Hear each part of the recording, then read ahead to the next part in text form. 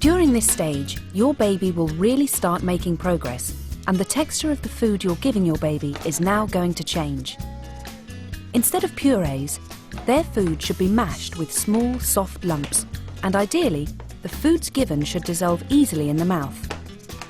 Soft finger foods like cooked vegetable sticks of carrot and courgette can also be introduced, and this helps to develop hand-eye coordination and self-feeding skills.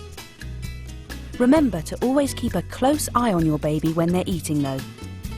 The greater the variety of fruits and vegetables your baby tastes now, the more likely they are to accept new foods later on.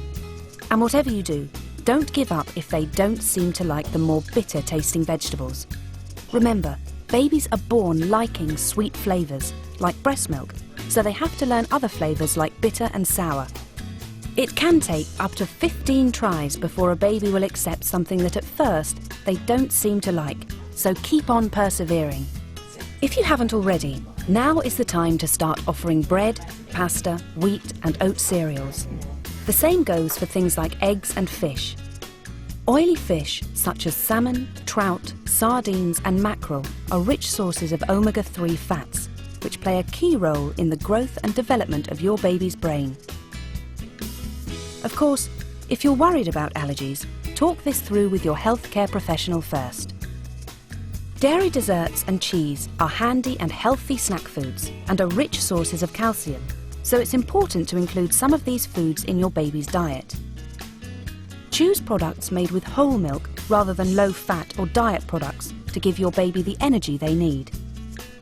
It's also important to give them iron-rich foods every day, as the store they were born with is now depleted. Meat, fish, eggs, dark leafy vegetables and beans are all good sources, and to improve iron absorption, serve them alongside foods and drinks that are rich in vitamin C.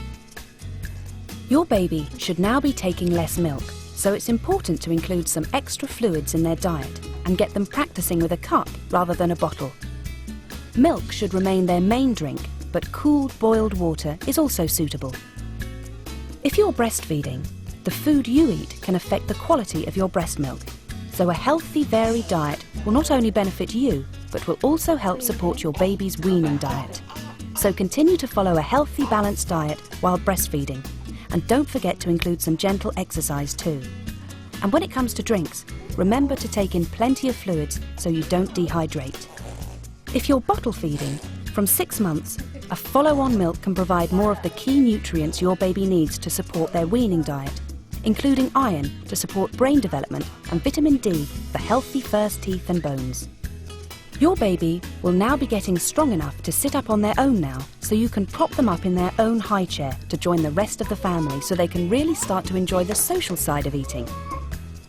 It's a good idea to let them have their own spoon and have a go at feeding themselves. Sure, it can be a little messy, but it will really help them develop their hand-eye coordination as well as their independence.